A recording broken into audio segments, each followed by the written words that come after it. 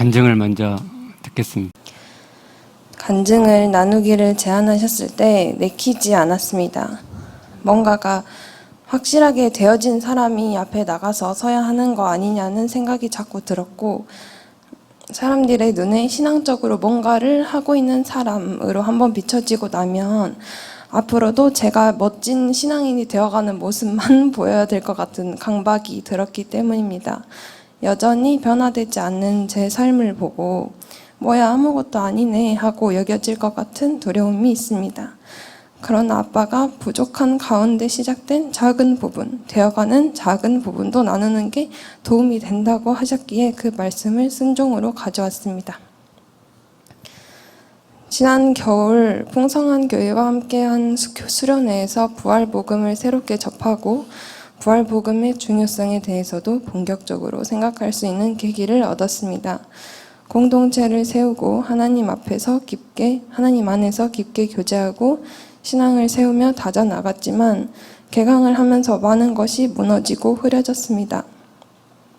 갈급했던 마음이 몸이 건조해지고 변하지 않는 내 삶을 보면서 실망을 반복했습니다. 교회 공동체가 있었기 때문에 자포자기까지는 가지 않았던 것이 감사할 정도입니다. 저는 이제 하나님의 존재를 부정하거나 회피할 수는 없는 상태이지만 일상 속에서는 무기력했습니다. 미디어에 중독되어 피곤하기만 한 날이 많아지고 그것이 반복되는 악순환 속에 놓였습니다. 세상의 것을 너무 많이 담아 놓아서 제 안에 하나님이 주신 마음을 만나거나 기도를 하며 마음의 안정을 찾아도 순식간에 되돌아가기 일쑤였습니다. 그렇게 한 학기를 마무리했고 풍성한 교회와 하는 두 번째 수련회가 다가왔습니다. 수련회에서는 종일 하나님의 시간을 가질 수 있으니 분명 다시 도전을 얻을 수 있을 것 같아서 기대가 됐습니다. 한편으로는 제 무너진 신앙을 드러내는 게 창피했지만 솔직하게 오픈하고 제 상태를 알려야 진실된 교제를 나눌 수 있을 것이기 때문에 인정 욕구를 내려놓자고 다짐했습니다. 수련회에서 부활 말씀을 듣고 간증을 듣고 교제 나누기를 반복했습니다. 홍해를 건너 이제 더 이상 구덩이에 빠지지 않는 구간으로 가야 한다는 말씀을 들었는데 그 홍해를 건넌 구간에 다다르게 됐을 때 그걸 스스로 어떻게 알지? 하는 의문이 들었습니다. 교제 시간에 사모님께서 더 이상 넘어지는 것이 불안하지 않을 때라고 답해 주셨습니다. 저는 원체 불안이 많습니다. 성적에 대한 불안, 인간관계에 대한 불안, 신앙에 대한 불안 등 내 신앙이 말짱 도루묵이 될까봐 걱정하는 마음, 내가 사단에게 먹힐까봐 두려워하는 마음이 인다는 것은 제가 아직 구덩이 속을 헤매고 있는 상태라는 것이었습니다. 틈을 주지 않고 계속 오르고 달려나가야 하는데 전 넘어지면 다시 일어날 힘을 내기까지 시간이 너무 오래 걸리고 틈이 생기면 그 속에 회피하고 안주하기를 반복하고 있습니다. 하나님께 달려나가고 싶은데 온전한 신앙 이루지 못할까봐 불안해서 뒷걸음질 치는 것이 사단이 주는 생각 때문이라는 게 이제는 더 인식이 됩니다. 제가 정말 원하는 것이 무엇인지 마음을 느껴보았습니다. 저는 부활 복음을 접하면서 더더욱 마음이 쓰이기 시작한 몇 사람이 있습니다. 제가 풍성한 교회 청년들에게 신앙적으로 충격을 받고 도전을 받아 결심한 것처럼 저도 주변 사람들에게 하나님을 흘려보내고 함께 여정을 걸어가고 싶은 마음이 정말 큽니다.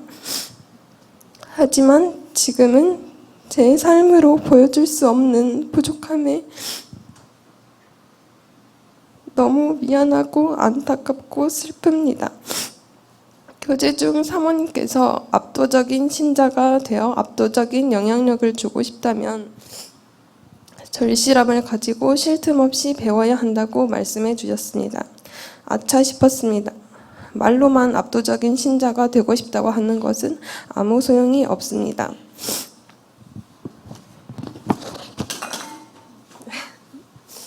저는 올해부터 초등부 교사로서 섬기고 있는데요. 초등부 예배 시간이 9시로 바뀐 이후로는 초등부 예배를 드리고 나면 그 뒤 예태예배는 피곤해서 잔다는 핑계로 라이브로만 틀어놓거나 그마저도 안 하는 경우가 파다합니다. 벌써 한 달 정도는 대예배에 제대로 출석한 적이 없는 것 같습니다. 초등부 교사는 주어진 역할이 있으니까 인정욕구 때문에 어떻게든 나가고 대예배는 그냥 팽개치는 제 마음이 너무나 거짓되게 느껴졌습니다. 가장 기본인 예배도 제대로 안 나가는데 뭘 배운다는 걸까 싶었습니다. 배우는 마음으로 예배를 나가고 교제를 나누고 도움을 받아야겠다고 생각했습니다. 간증을 쓰다 보니 하나님의 이야기가 아닌 내 이야기로 쓰는 것이 느껴집니다. 조금 더 마음을 느끼고 하나님이 내 주인 되심을 느끼며 써야겠습니다. 수련회 중 천정은 자매님의 절절한 간증은 제 마음을 많이 울렸습니다. 믿음에 대한 이야기를 하셨는데 믿음이 부족하게 느껴질 때 저를 향한 실망은 스스로가 하는 것이지 하나님께서 저에게 실망하시는 것이 아니라는 게 다시 한번 알아졌습니다. 내가 네 욕심으로 믿음을 얻고 싶은 욕구가 있으니 실망하는 거구나 하고 느꼈습니다. 제가 뭘 어떤 식으로 하는지가 아니라 어떤 마음으로 하는지를 보시는 주님. 주님은 제가 앞에 놓인 고난을 견뎌낼 것을 믿어주십니다. 그런 주님께 계속 말을 걸고 대화를 신청해야겠다고 생각했습니다. 천정은 자매님의 말씀으로는 본인의 부족이 드러나는 순간의 억울함 등을 솔직하게 토로하고 싫으면 싫다고 표현하는 게 좋다고 하셨습니다. 결국은 회개하고 돌아서는데 그 회개에 부담이 없다고 하셨고 정말 마음이 가벼운 자유함 속에 계시는 게 느껴졌습니다. 죄의식은 있지만 죄책감에는 빠지지 않는 죄사함의 자유가 정말 아름다웠습니다. 저는 죄를 짓고 나면 자책이나 우울에 빠지는 경우가 많습니다. 스스로에게 실망하는 것입니다. 그러나 주님은 의로운 자가 아니라 죄인을 부르러 오셨고 제가 죄인임을 인식하는 것부터가 주님을 만날 수 있는 자격 요건이 갖추어진 것이기 때문에 내 인간적인 욕심으로 자꾸 깨끗한 사람이 되려고 하는 것이 아니라 주님이 원하시는 지점까지의 과정을 꾸준히 나아가는 것이 중요하다고 마음에 담았습니다. 또 주님을 영접했다면 내 정체성이 바뀌어야 한다는 점을 천정은 자매님께서 강조하셨습니다. 예수님이 살아계시고 그 살아계시는 분을 초대하는 마음에 진정성이 있어야 한다는 것입니다. 나는 과연 하나님의 자녀된 내 정체성을 뚜렷하게 갖고 있나 하고 생각해 보았습니다. 조금 부담스러운 마음이 느껴졌습니다. 하나님의 자녀라고 하면 뭔가 엄청나게 신실해야 될 것만 같은 강한 생각이 들기 때문이었습니다. 그러나 진실은 그게 아니라는 걸 이제는 조금씩 알아가고 있습니다. 하나님이 바라시고 인도해 주시는 어떠한 지점이 있고 그 여정을 걸어가는 과정도 분명히 존재하는 것입니다. 저는 분명한 하나님의 자녀이고 그분이 원하시는 길을 뚜벅뚜벅 걸어갑니다. 하나님이 원하시는 지점을 목표로 하여 제 부족함을 열심히 직면하면서 나아가는 것입니다. 주님의 일이라는 것은 결국 주님과 동행하는 것이기 때문에 우리가 주와 함께하면 주님은 어느 순간 주가 계획하신 길로 결국은 데려가실 것이라는 말씀으로 제 신앙의 여정에 다시 한번 확신이 생겼습니다. 요즘 신앙의 마음에 있는 우리 교회 청년들이 모여서 아빠의 지도를 받고 있습니다. 매일 아침 모여 아빠와 1:1 양육 교제로 그룹 양육을 합니다.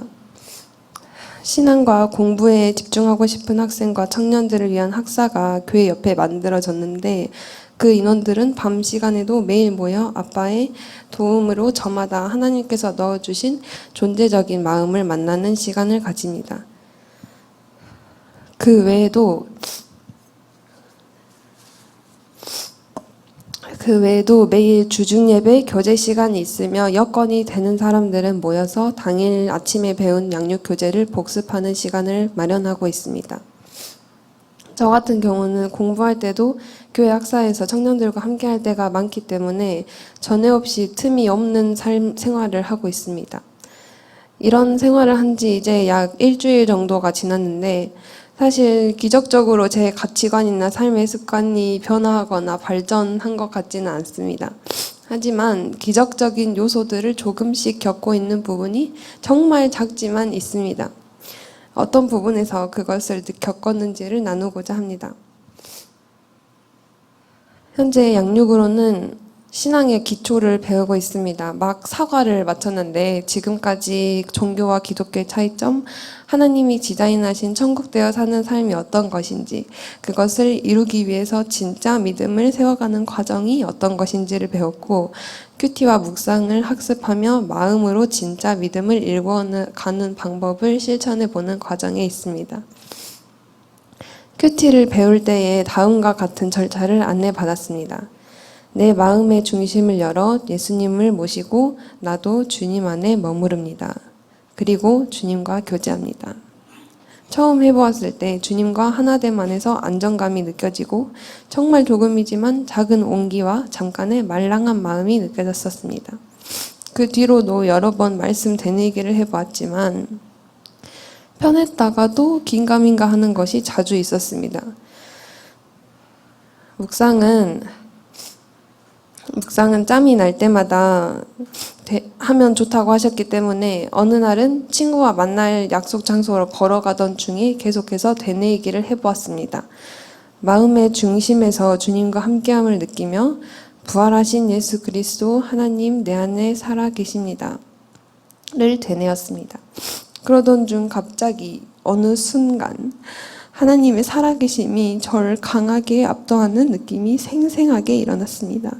천지를 창조하신 창조주 하나님의 존재의 위대함이 인식이 되어지고 스스로가 너무나도 작은 일부로 여겨지는 동시에 살아계신 하나님과 함께함으로써 얻어지는 담대함에 감격스러웠습니다.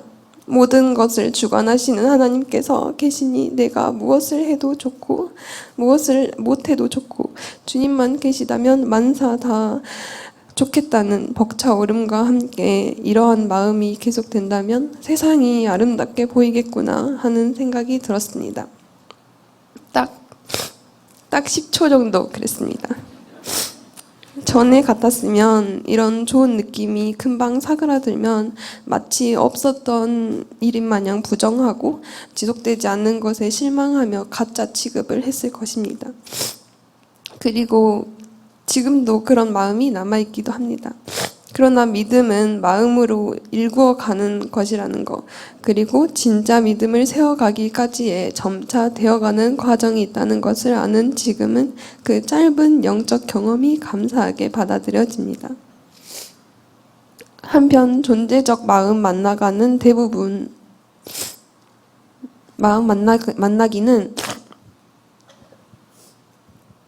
대부분 부정적인 감정과 그 밑에 좋은 마음을 인식하는 것부터 시작됩니다. 아빠의 지도를 받아 청년들이 본인들의 마음에 하나님이 주신 존재적인 마음을 인식하며 그 좋은 마음을 사단이 어떻게 휘게 하는지까지를 보는 것을 매일같이 반복합니다. 그러다 보니 일상 속에서도 내 안에 떠오르는 부정적인 생각이 내 생각이 아니라 사단이 주는 생각인 것으로 구별되어지는 순간이 조금씩 생깁니다. 깊은 마음을 만나기 위해 내려가다 보면 깊은 사연이 드러나기도 추악한 부족이 드러나기도 합니다. 저마다 다른 어려움이 있지만 깨어지고 다듬어지는 과정에 있는 청년들이 공동체로 묶여 서로 공유하며 솔직해지려고 노력합니다. 그 안에 하나님을 향한 깨끗한 추구가 있습니다. 잊고 있거나 묻어두었던 하나님을 향한 마음을 조금씩 되찾고 조금씩 회복하는 청년들을 봅니다. 신날 같지만 기적과도 같은 과정을 보고 겪으며 하나님의 역사하심을 느낍니다.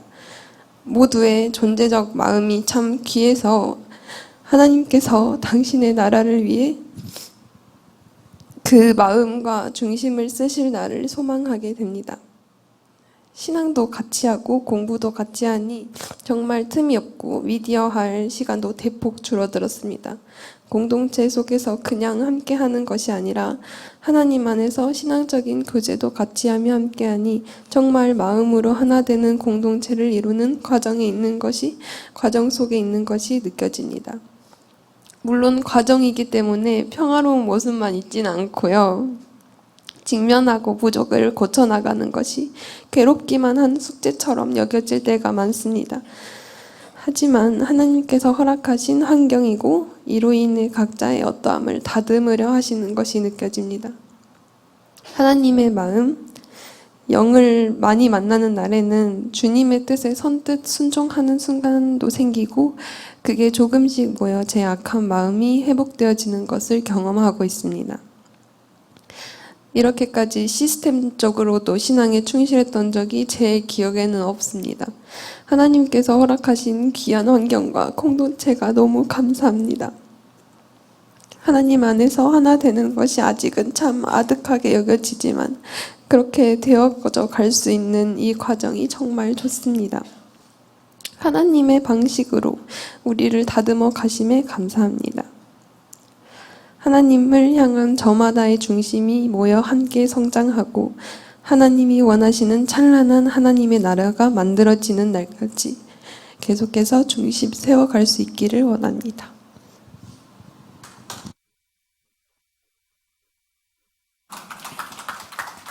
예, 감사합니다. 우리 청년 대학부가 정말 성경 그대로 되어져 가기 시작하고 있고요. 이제 시작이, 그러니까 이제 수화가 시작이라고 이야기하는 건 지식으로 성경에서 그렇게 말씀하니까 그걸 이야기한 게 아니고요. 그 일주일간 모이면서 느끼는 거죠. 예, 서로의 조금씩 되어져가는 그런 면을 느껴서 이렇게 하면 되겠구나, 그런 가능성을 이야기한 거고요. 목자 교육에서도 그게 시작이 될 거고요. 예, 그게 우리 교회 전체로 확산이 되어 갈 거예요. 진짜 성경에서 말씀하시는 구원, 하나님 닮음이 그것이 점점점 되어져 가지고 우리 교회 전체가 하나님이 말씀하신 이 땅에서의 천국이 되어져 갈 거예요. 정말 그렇게 제가 지금 이야기하는 것도 이론으로 이야기 들은 게 아니고 그 가능성이 시작되고 있기 때문에 제가 말씀을 드리는 거예요. 여러분이 이제 그걸 느끼지 못하실 수도 있는데 분명히 지금 시작되고 있다. 그리고 어떻게 하면 그렇게 되는지를 이제 안다. 이제 알아요. 그러니까 여러분 희망을 가지시고 때가 됐어요. 때가 됐어요. 자, 하나님께서는 하나님의 구원을 하나님이 계획하셨죠. 그리고 하나님이 실행하시죠. 그걸 경륜이라고 그러잖아요. 그런데 하나님의 그 구원은 하나님의 독생자를 이 땅에 사람 예수로 보내셔가지고 그 사람 예수를 하나님이 보내신 독생자, 즉 하나님이신 하나님의 아들 그리스도로 그렇게 깨닫고 모실 때 시작대로 그렇게 계획하셨죠. 근데 사람 예수잖아요. 그러니까 사람들이 도무지 어떤 기적을 베풀어도 사람으로만 인식하지, 사람으로서 하나님의 아들, 사람으로서 하나님의 능력을 부여받은 하나님의 아들, 뭐 이렇게만 인식하지 도무지 하나님이신 하나님의 아들로는 인식하지 못하더라. 그래서 하나님께서 요나의 표적을 계획하셨죠. 하나님의 승부수, 예수님의 부활. 그래서 예수 부활은 그냥 지나가거나 그냥 지식적으로 예수 부활했어요, 나 믿어요로 끝나는 게 아니고 하나님이 계획하셨으니까 하나님의 의도하신 그대로 예수 부활이 내 마음에서 인식되고 깨달아지고 믿어지는 것이 중요하다. 이제 우리가 그렇게 되기 위해서 그러면 사람 예수가 진짜 있었냐, 부활했다고 말하는 사람 예수가 진짜 실제 존재했냐를 알아봤어요. 알아봤더니 성경 말고 성경 밖에의 문헌에서 45개의 문헌에서 이야기를 하고 있더라. 그래서 우리가 4가지를 봤어요. 요세푸스의 유대인 고대사, 타키투스의 뭐지? 연대기, 예. 수에토니우스인가요? 게의 황제 열전, 그리고 유대인들의 탈무드. 거기에 분명히 성경에서 말씀하는 예수가 언급되어 있더라. 성경에서 말씀한 그대로 예수가 언급되어 있더라. 고로 성경에서 말씀하는 예수는 성경에서만 등장하는 게 아니고 분명히 성경 외의 문헌에서 등장하고, 그렇기 때문에 예수는 역사적인 실존 인물이다라는 것을 우리가 확인할 수 있어요. 그럼 이제 그 다음 문제는, 그럼 이 예수가 부활했다고 성경은 이야기하는데 그게 맞냐? 그래서 성경 외의 문헌에서도 봤더니 유대인 고대사에 딱 한 군데 예수가 부활했다라고 기록이 돼 있어요. 근데 이걸 세상의 학계에서 인정을 안 한단 말이에요. 그러니까 그것 갖고 우리가 말할 수가 없잖아요. 뭐 인정 안 하는 건 뭐 어떡해요. 놔두고. 그러면 성경을 봐야 되거든요. 그러면 이제 제기되는 문제가, 성경은 신뢰할 만하냐? 너희들끼리의 이야기 아니냐? 그랬더니 그런 의문 제기가 많이 있어요. 그래서 성경은 신뢰한지를 우리가 알아봐야죠. 그리고 우리가 따져봤어요. 사복음서에 서로 차이점이 있다. 맞아요. 차이점이 있어요. 그리고 우리가 설명하기 어려운 차이점도 있어요. 그러나 차이점이 있다고 그게 참이 아닌 것은 아니다. 차이점이 있지만 사복음서가 말하려고 하는 뚜렷한 예수님의 부활 이야기는 명확하게 공통적으로 일치한다. 그리고 또 성경이 신뢰할 수 없다고 말하는 이유 중에 하나가 성경이 신화화됐다. 신화됐다는 이야기가 2가지가 있는데요. 하나는 시간이 오래 지나가지고 자연스럽게 사람들이 펑트기 해가지고 신화가 됐다라는 문제 제기가 하나 있고요. 하나는 그게 아니고 처음부터서 제자들이 예수님을 조작했다. 그래서 신화화했다. 무슨 말씀이냐면 원래 예수는 안 그랬는데 제자들이 완전히 예수님을 탈바꿈시켜서 굉장한 분으로 하나님의 아들이고 부활을 한 걸로 그렇게 꾸몄다라는 거예요. 굉장히 그럴듯한데요. 시간이 오래 지나서 신화가 됐다고 하는 것은 예수님이 죽으신 지 한 30년 뒤에, 짧으면 길면 60년 후에 사복음서가 기록됐단 말이에요. 그러면 그 기간은 신화를 그렇게 엄청나게 하기에는 너무 짧은 기간이죠. 제자들이 조작했다. 아니, 제자들이 조작해가지고 뭔 이득을 얻죠? 자기들의 종교를 만들려고요? 안 그러면 자기 스승이 처참하게 죽었으니까 그 명예회복을 위해서요? 아니, 그래갖고 자기가 얻을 유익이 뭐가 있어요? 자기들은 핍박받고 순교할 수밖에 없는 거잖아요. 그 거짓말을 만들어내면. 뭐 하려고 한다 이 말이죠. 뭐 하려고. 그리고 신화화했다고 하기에는 예수님의 부족한 면도 여실하게 기록했더라. 마지막 날을 예수님이 모른다고 하잖아요. 아버지만 안다 그러잖아요. 아니, 신화하려면 모든 걸 다 알게 해야죠. 그죠? 그리고 제자들이 조작을 한다면 제자들 자신들의 수치스러운 부분은 그것도 좀 미화를 시켜야죠. 근데 제자들이 자기들의 잘못을 다 그대로 기록했잖아요. 그죠?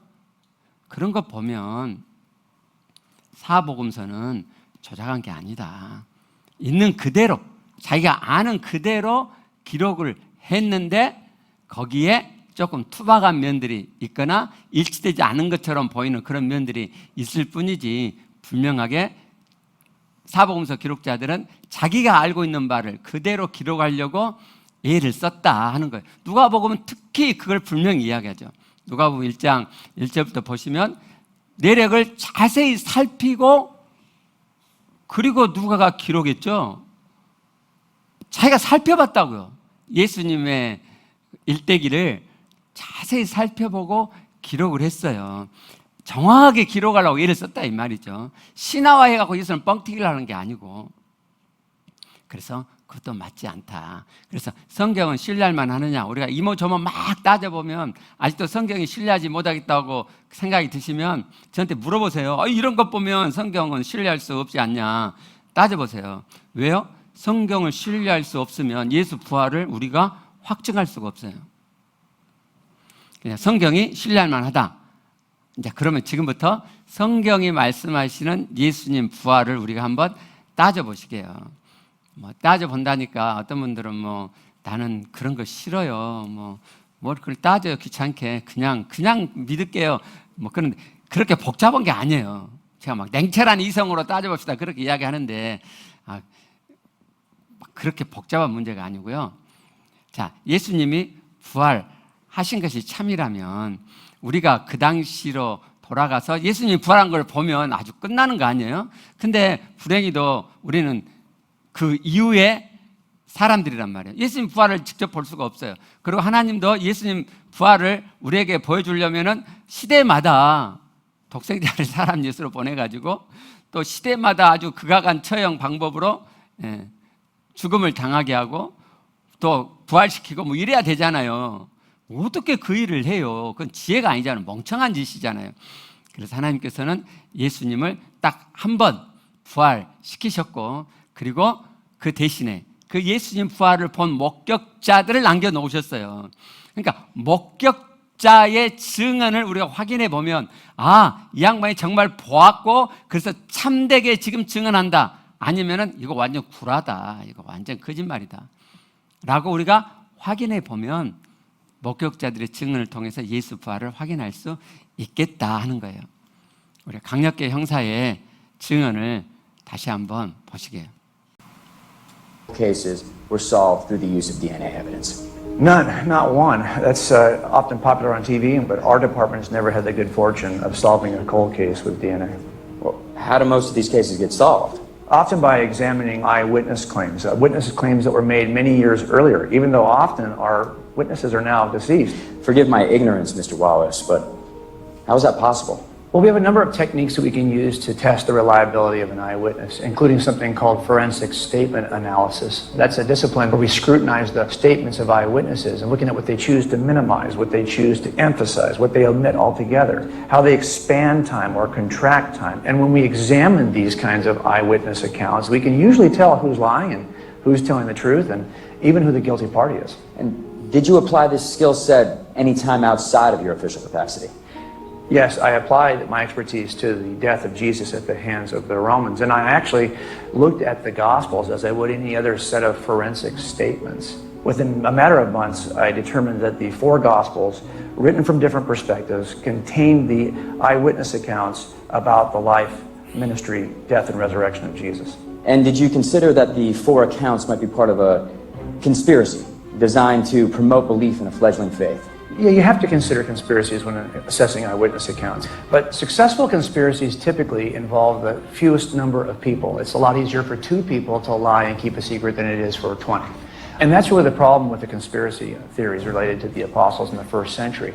There are just far too many of them trying to hold this conspiracy for far too long a period of time. And far worse, they're experiencing pressure like no other, unimaginable pressure. Every one of these folks was tortured and died for what they claimed to see, and none of them ever recanted their story. So the idea that this is a conspiracy in the first century is just really unreasonable. Instead, what I see in the Gospels is something I call unintended eyewitness support statements. What's an unintended eyewitness support statement? If I can borrow your Bible. Let me go to the Gospel of Matthew for an example of this. I'll start with a passage in which Jesus is in front of Caiaphas at a hearing. It says here, "Then they spit in his face and struck him with their fists. Others slapped him and said, 'Prophesy to us, Christ, who hit you?' Now that seems like a very simple request, given that the people who hit him are standing right in front of him. This makes no sense. Why would it be prophecy to be able to tell you who hit you? But it's not until you read Luke that you get an answer to this. He says, the men who were guarding Jesus began mocking and beating him. They blindfolded him and demanded, prophesy, who hit you? So now we know why this was a challenge, because Luke tells us the thing that Matthew left out, that he was actually blindfolded at the time this took place. This is very common, this kind of unintentional eyewitness support that fills in a detail that the first witness left out. After years of scrutinizing these Gospels, using the template that I use to determine if an eyewitness is reliable, I concluded that the 4 Gospels in this book contain the reliable accounts of the actual words of Jesus. But isn't it true that these gospel accounts vary widely in what they say? That there are numerous discrepancies between these accounts? Absolutely. But that's exactly what we should expect. I don't quite understand that. Well, reliable eyewitness accounts always differ slightly in the way they recall the story. They're coming to it from different geographic perspectives, their history, even where they are located in the room. When I examined the Gospels, I was trying to determine if these were accurate, reliable accounts in spite of any differences that might be between the accounts. And as a devout Christian, you feel you succeeded? No, Mr. Kane, I think you misunderstand me. When I began this study, I was a devout atheist. I began examining the Gospels as a committed skeptic, not as a believer. You see, I wasn't raised in a Christian environment, although I do think I have an unusually high regard for the value of evidence. I'm not a Christian because I was raised that way or because I hoped it would satisfy some need or accomplish some goal. I'm simply a Christian because it's evidentially true. 예. 네, 이분은 증언으로 조사하는 전문가잖아요.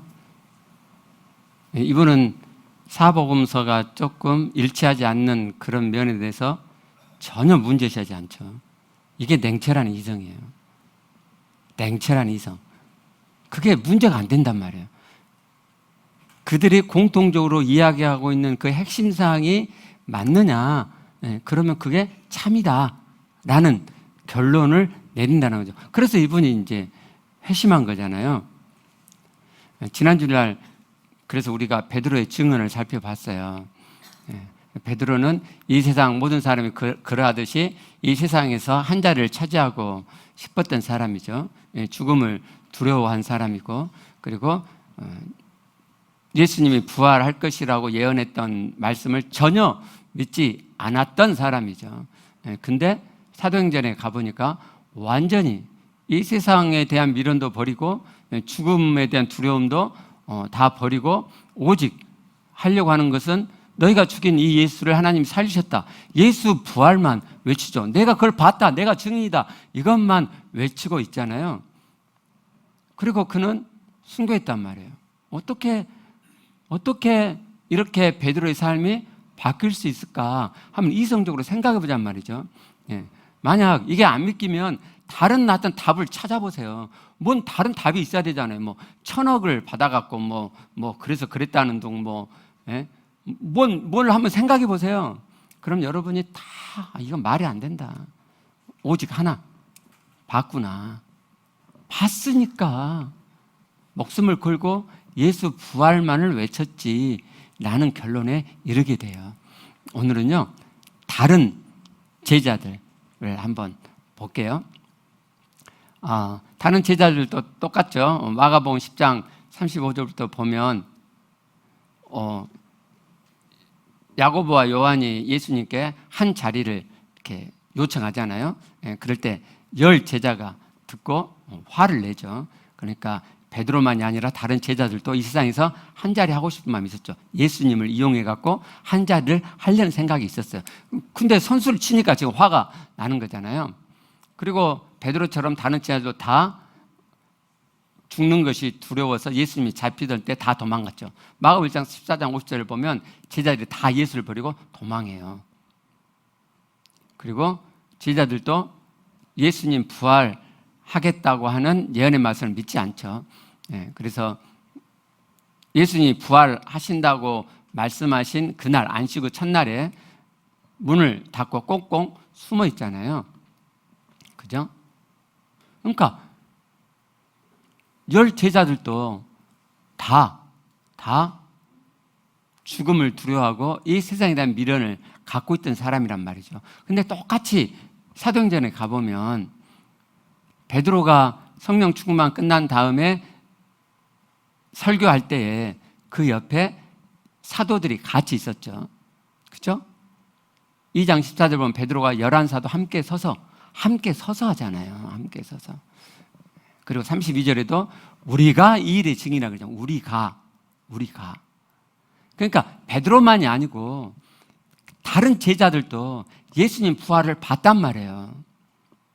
또 베드로가 그 뒤로 계속 설교하는데 그 내용을 보면 다 우리라 그래요. 우리. 베드로 내가 봤어. 나 혼자 봤어가 아니고 우리가 봤어. 내가 요한과 같이 봤어. 근데 요한하고 같이 잡혀갖고 할 때도 우리라고 하는데 아마 베드로의 마음은 요한 우리 둘이라는 의미가 아니고 제자들 우리가 봤어 라는 그런 뉘앙스로 우리란 단어를 썼을 거예요. 왜 제자들이 이렇게 예수 부활을 외치느냐? 결국 전에 오는 것으로는 다른 제자들도 다 순교했다 그러거든요. 근데 그 흔적을 찾기가 쉽지 않아요. 근데요, 도마는요, 인도로 갔고 인도에서 순교했고 그 순교했던 장소에 도마 교회가 세워져 있어요. 지금도 있어요. 교회라고 하면 안 되고 성당으로 세워져 있어요. 그 장소가 인도 첸나이라는 도시인데 이 성당의 이름이 성 도마 마운트 국립성당이에요. 국립성당. 그러니까 인도에서 인정하고 알아주는 성당인 거죠. 한 100명 정도 들어갈 정도로 아담한 성당이고요. 입구에는 My Lord and My God이라고 하는 나의 주, 나의 하나님이라는 영문 글자가 새겨져 있어요. 우리는 도마가 예수님이 처음에 부활하셔서 안 쉬고 첫날 제자들이 모인 곳에 나타나셨을 때 도마는 없었잖아요. 그리고 이제 예수님 부활을 목도한 그 제자들이 도마한테 우리가 주를 봤어. 그러니까 도마가 못 믿겠다고 하잖아요. 요한복음 20장 19절 못 믿겠다 그러죠. 도마가 이렇게 말하죠. 내가 그의 손에 못자국을 보며 내 손가락을 그 못자국 못 박힌 자국이죠. 넣으며 내 손을 그 옆구리에 넣어보지 않고는 내가 믿지 않겠다. 근데 여드레 지나서 예수님이 나타나셨어요. 그리고 내 손가락을 이리 내밀어 내 손을 보고 내 손을 내밀어 내 옆구리에 넣어보라. 그리하여 믿음 없는 자가 되지 말고 믿는 자가 되라. 도마가 손가락을 넣어봤는지 아니면 딱 보니까 이건 명확하게 확인이 되니까 그런지 모르지만 바로 나의 주님이시여 여호와 하나님과 동등하신 나의 주님이시여 나의 하나님이시니이다. 하나님이신 하나님의 아들로 인식하고 신앙 고백을 하잖아요. 그리고 그가 인도까지 가가지고 뭐 하려고 인도를 가요? 예수님이 죽음으로 끝났다면 십자가에서 못 박혀 죽었다면 왜 도마가 인도까지 가가지고 말도 통하지 않을 그곳에 가서 복음을 전해요. 왜 예수 부활을 전해요? 그리고 창에 찔려 죽었다 가거든요. 왜 창에 자기한테 날아올 수 있는 상황에서도 변절하지 않고 그 죽음을 맞이하냐고요. 왜 그러겠어요? 한번 생각해 보세요. 도마가 의심이 많아갖고 또라이예요? 바보예요? 뭔 이유로 그렇겠냐고요. 냉철한 이성이라고 하는 것이 뭐 고도의 이성을 요구한 게 아니고 그냥 한번 생각해 보시라고요. 예수 부활했다가 그냥 지나갈 수 있는 이야기가 아니잖아요. 예수님 부활이 진짜면 그가 하나님이신 하나님의 아들이신 거고 그럼 그가 살아 생전에 했던 모든 말이 참이니까 그러면 이 땅에서 천국이 시작되는 거고 그리고 이 세상은 마지막 날이 있는 거고 그럼 그때 심판이 있고 그 심판 뒤에는 영원 세계가 있는 거잖아요. 천국과 지옥이 있어요. 심판에 의해서 그게 갈린단 말이에요. 그럼 우리가 알아봐야죠. 목격자의 증언을 보면 알 수 있다니까요. 도마가 목격자 중에 한 명이에요. 인도 가서 순교했어요. 미쳤어요? 왜 인도까지 가요? 하나님은요, 쉽게 해놓으셨어요. 쉽게. 또 목격자의 증언이 있는데요. 예수님의 육신적 동생들이에요. 마태복음 13장 55절을 보면요, 예수님의 육신의 형제들이 나와요. 마태복음 13장 55절. 예, 그러죠? 예. 네 명이 나오죠. 야고보. 여기서 야고보와 유다를 밑줄 쳤어요. 예, 이 두 사람을 생각해 보세요. 먼저 야고보 한번 봐봐요. 요한복음 7장 5절 한번 봐보죠. 자, 이는 그 형제들까지도 예수를 믿지 아니함이라. 그러니까 예수님이 이제 사역을 이렇게 시작했을 때 예수님의 육신적 동생들은 예수님이 하나님께 보냄 받으신 자라는 것을 믿지 않았어요. 그래서 이 문맥을 보면 뭐라고 그러느냐, 자기 형한테, 아니 이 총구석 갈릴리에서만 이러지 말고 유대로 가라. 예루살렘 있는 유대로 가라. 우리 옛날에 그런 말 있잖아요. 사람은 커서 서울로 가야 된다고 그러죠. 예루살렘, 서울이 있는 유대로 가라. 뭐 이 총구석에서 뭐 이러고 있냐. 그렇게. 그 이유가 뭐예요? 예수님이 하나님께 보냄받은 자라는 인식이 없었어요. 그래서 믿지 아니했다고 지금 이야기하죠. 마가복음 3장 21절을 보면요, 예수의 친족들이 예수님의 소식을 듣고 와요. 바로 이 앞에 보면은요, 예수님께 무리들이 오고 예수님이 그 무리들 때문에 식사할 겨늘이 없는지라 라는 기록이 있어요. 그러니까 형제들이 들을 때는 저 뭔 짓거리냔 말이죠. 이 젊은 사람이 돈 벌어야지. 그래서 가족을 먹여 살려야지. 장남이 돼가지고 뭔 사람들 이렇게 모인 데 갖고 식사도 못하고 뭔 짓거리를 하냐 이 말이죠. 그래서 야 미쳤다. 그래서 붙잡아 갖고 데려오려고 가요. 여기 친족이라고 돼 있는데요. 저 친족은 우리가 말하는 친척, 가족을 포함한 친척까지를 이르는 말이거든요. 근데 이 다음에 이제 다른 내용이 있어요. 예루살렘에서 온 서기관들이 예수님을 귀신의 왕을 힘입어서 귀신을 쫓아낸다 뭐 그렇게 말하고 거기에 대해서 예수님이 말씀하시는 내용이 있어요.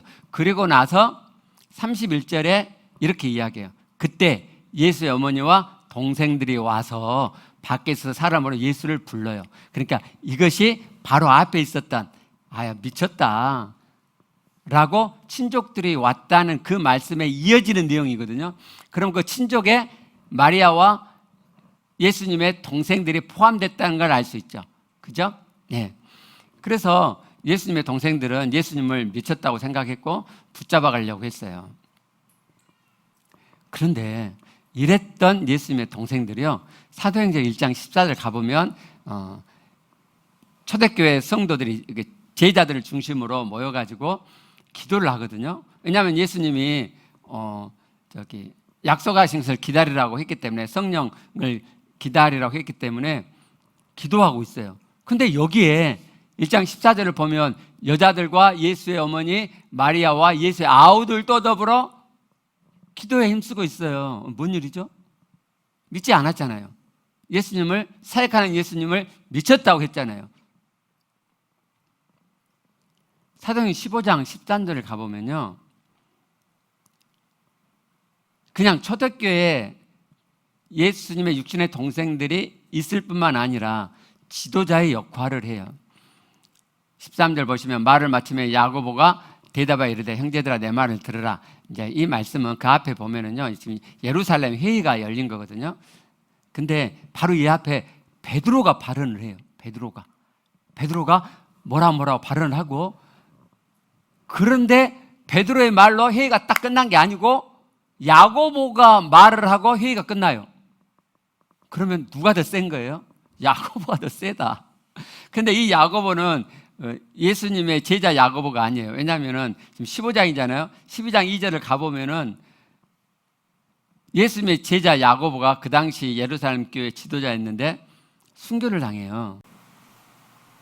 그러니까 그 또 한 명 야고보가 있거든요. 예수님의 제자 야고보가 또 한 명이 있는데 그 야고보는 예수님의 제자들 목록에는 등장하는데 그 다음에는 그 어디도 안 나와요. 그래서 아주 별로 이 무게감이 없는 제자거든요. 그래서 여기 이 야고보가 예수님의 동생 야고보일 거다라고 생각을 해요. 이제 그걸 또 설명하려면 길어요. 왜 그러냐면 또 갈라디아서 가보면은 예루살렘에서 온 어떤 사람들이 유대적인 성향으로 이제 할례를 주장하고 그러죠. 그래서 바울이 발끈하잖아요. 왜 예루살렘 교회가 유대적인 성향을 가졌겠는가라고 생각할 때 예수님의 동생 야고보가 지도자가 수장이 되어 있기 때문에 유대인 색채가 강했을 것이다 이렇게 생각을 해요. 그래서 이 15장에 등장하는 그 야고보는 예수님의 동생 야고보라고 생각을 해요. 자, 그 다음을 보시면 이 야고보가요 야고보서를 써요. 야고보서 1장 1절을 보시면 하나님과 주 예수 그리스도의 종 야고보는 흩어진 12지파에게 문안하노라. 자, 보세요. 편지를 쓰고 있는 자기를 소개하죠. 나 야고보야, 내가 써. 근데 뭐라고 자기를 소개하냐면 하나님의 종. 근데 또 뭐라 그래요? 주 예수 그리스도의 종이라고 하죠. 자기를 예수의 종이라고 하잖아요. 그리고 예수님을 뭐라 그래요? 주라고 하잖아요. 아니, 자기 육신의 형인데 그 예수를 주라고 해. 주. 자기는요 종이라고 하잖아요. 종. 바울이 예수님을 주라 그러고 종이라고 하잖아요. 그런데 지금 동생 야고보가 예수님을 주라고 부르고 자기를 그의 종이라고 한단 말이죠. 어떻게 이런 일이 있을 수 있죠? 그리고 야고보가 순교를 해요. 감사하게 야고보의 순교 내용은 유대 고대사에 나와요. 한번 봐봐요. 예, 당시 그리스도라고 불린 예수의 형제인 야고보와 어떤 사람들을 그들 앞에 데리고 왔습니다. 야고보 이름을 딱 명시를 하잖아요. 왜요? 그만큼 중요한 사람이었으니까. 그리고 율법을 어겼다고 고소를 하고 돌로 쳐 죽이도록 넘겨주었습니다. 이게 이제 그 당시 제사장이 이제 그 산헤드린의 수장이거든요. 제사장이면 이제 그 제사장이 이제 야고보하고 그 일단의 그리스도인들을 이제 돌로 쳐서 죽이게 넘겨주는 장면을 지금 요세푸스가 기록한 거거든요. 야고보가 돌에 맞아서 순교했어요. 아니, 육신의 형을 죽어서 부활도 하지 않았는데 부활했다고 하는 거짓말에 가담해가지고 자기의 목숨을 내걸고 돌에 맞을 바보 멍청이가 어디 있어요? 그렇지 않나요? 아니, 어떻게 가담을 했어? 그렇게 거짓말로 예수님을 막 신화하고 만들어 놨더니 사람들이 모여들고 헌금도 하고 그래서 막 돈도 이렇게 들어오고 그래서 가담을 했다고 해봐요. 근데 지금 돌이 날라오잖아요. 저 돌을 야 자식아 너 한번 맞아라 아파봐라 그게 아니고 죽이려고 지금 던지는 돌이란 말이에요. 유대인들은 그러잖아요. 그러면 버티다가 얼른 아니야 나 바꾼다 이렇게 변절하겠죠. 목숨이 중요하니까. 왜 그 소중한 목숨을 내걸고 죽느냐 이 말이에요. 왜 죽어요? 왜 죽느냐고. 그 거짓말을 위해서 왜 죽어요? 자기 형이니까요? 여러분이 한번 생각해 보면 딱 하나의 결론에 이르러요. 봤구나. 야고보가 봤다니까요. 예, 고린도전서 15장 5절부터 7절을 보면 이게 이제 바울이 예수님이 부활하셔가지고 이 사람 저 사람에게 보이셨다 부활한 다음에 그걸 기록한 내용이거든요. 게바가 베드로죠. 보이시고 후에 12제자에게와 보이셨나니 7절 그 후에 야고보에게도 보이셨으며 이 야고보는 제자 야고보가 아니죠. 왜냐하면 앞에 5절에 12제자라고 나왔잖아요. 그죠? 그러니까 제자 야고보가 아니에요. 그럼 누구겠어요? 예수님의 동생 야고보라니까요. 예수님이 부활한 다음에 동생 야곱에게 나타내 보이셨다고요. 봤으니까 목숨을 내걸고 예수 부활을 외치죠. 생각해 보면 아주 단순하게 야고보가 봤구나 하는 결론에 이르러요. 베드로도 다른 제자들도 야고보도 봤어요. 하나님께서는 이 목격자들의 증언을 남겨놓으시고 우리가 조금만 헤아려 보면 봤구나. 그러면 예수님 진짜 부활하셨구나. 예수님 부활하셨으면 사람 예수가 아니고 하나님이신 하나님의 아들이 맞구나. 하나님이신 그리스도이시구나 하는 것을 내가 깨닫게 되는 거죠. 그렇게 예수 믿음이 사람 예수의 믿음이 아닌 하나님이신 하나님의 아들, 하나님이신 그리스도의 믿음으로 시작되도록 하나님이 그렇게 장치해 놓으셨다. 여러분 그냥 나 믿어 라고 생각으로 그러지 마시고 예수님 부활하셨다가 마음에서부터 깨달아 일어나도록 목격자들의 증언을 한번 헤아려 보세요. 한번 따져 보세요. 그리고 하나님이 계획하신 그대로, 하나님이 예수 믿음의 첫 단추로 해놓으신 그대로 부활 신앙으로 예수 신앙이 되어져 가시면 좋겠어요. 우리 기도하시겠습니다.